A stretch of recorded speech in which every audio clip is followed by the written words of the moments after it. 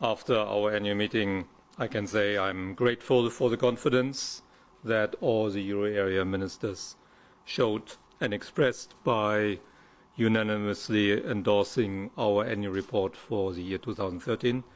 I don't know whether you have seen it. I'm told it's in the press room now, so you can pick it up later and enjoy. Happy reading. With the ministers during this annual meeting, we reviewed the ESM's past activities and we discussed our plans for the future. As you just heard, the ESM, of course, grants loans only against conditionality, like the EFSF, and we have disbursed to 5 countries 230 billion euro since we started our lending activities in January 2011. With the successful program exits of Ireland and Spain and the recent end of the Portuguese program, we now have only a few disbursements left, 3.8 billion euro to Greece from the EFSF and 4.2 billion euro to Cyprus from the ESM, so that's what's still in the pipeline. The ESM has used only around 50 billion euro of its lending capacity of 500 billion euros, so 90% of the ESM's firepower is still available, and that's reassuring for markets. A point sometimes overlooked in EFSF and ESM programs is the degree of solidarity and the volume of solidarity that is provided.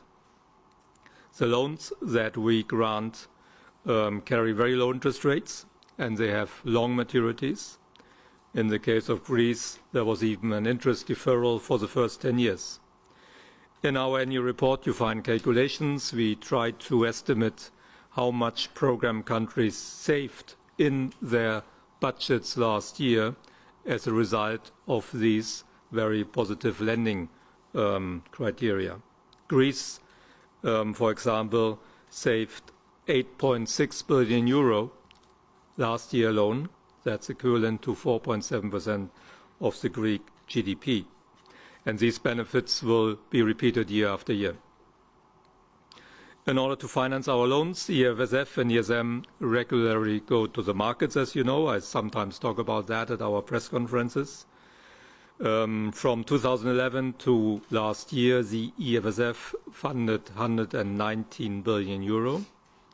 And this year and next year together, the EFSF is expected to issue bonds for around 49 billion euro. The ESM last year issued bonds amounting to 10 billion euro, and the ESM plans to issue 39 billion euro more this year and next year. Our strategy of providing loans against conditionality is working. 3 out of 5 program countries are back in the market on a regular basis. Even the other 2 are started to doing selectively, and the euro area is recovering from the crisis.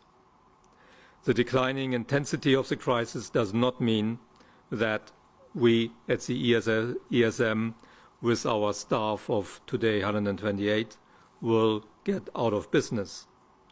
It is our mandate to be ready should problems re-emerge. I'm not forecasting that to happen, but we know that one day in the distant future there will be another crisis.